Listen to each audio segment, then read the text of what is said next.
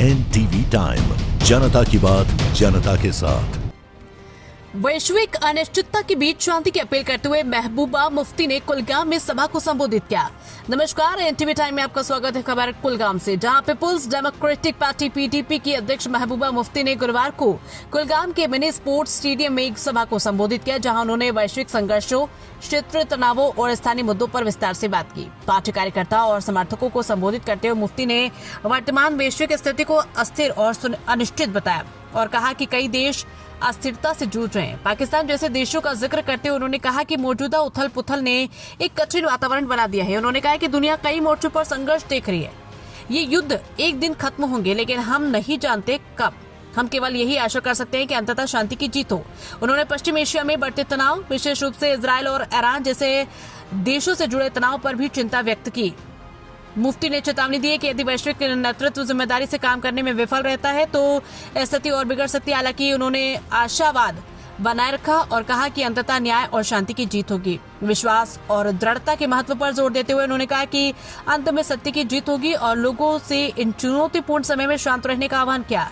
स्थानीय मुद्दों पर ध्यान केंद्रित करते हुए मुफ्ती ने लोगों के बीच व्याप्त भय और अनिश्चितता की भावना को उजागर किया। उन्होंने कहा कि चिंताएं केवल संघर्ष तक सीमित नहीं, बल्कि निवासियों द्वारा सामना की जाने वाली रोजमर्रा की चुनौतियों तक भी फैली हुई है और अधिकारियों से इन मुद्दों को संवेदनशीलता और तत्परता से हल करने का आग्रह किया।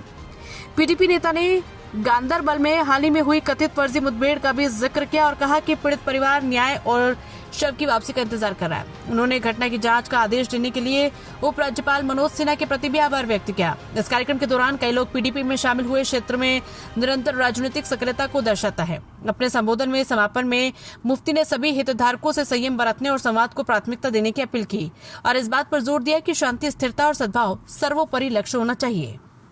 इसलिए अल्लाह ताला से मांगियो कि अल्लाह ताला इस सीज फायर बस बरकरार रोजुन, ईरान गस फतह मदीद कामयाबी अल्लाह ताला के ईरान फतह मुस्लिम उम्मह फतह युस ओत्र आयतुल्लाह खामनेई सबन कुर्बानी दिस तम कुर्बानी कर शिया तो सुन्नी इतकन करना आशा काम वना शिया उछ सुन्नी ना आज सारी मुस्लिम उम्मा मगर इतकन आबनाए हुरमुस यह कत मुफ्ती साहब वन जि कत अब दपान बातचीत ग्रेनेड से ना गोली से बात बनेगी बोली से।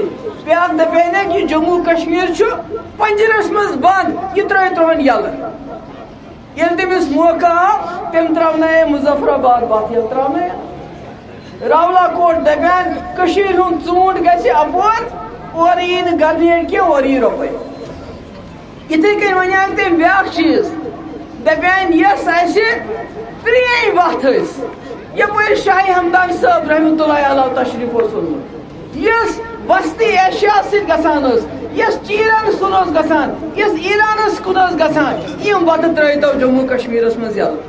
जो हमारी लीडरशिप है उनसे कहना चाहती हूँ, पाकिस्तान ने सलाह कराई अमेरिका, इजराइल और इनकी बातचीत करा रहा है ईरान की। चीन आपका हमसाया है, पाकिस्तान आपका हमसाया है, टेबल पे बैठो, मिलजुल के मसले हल करो।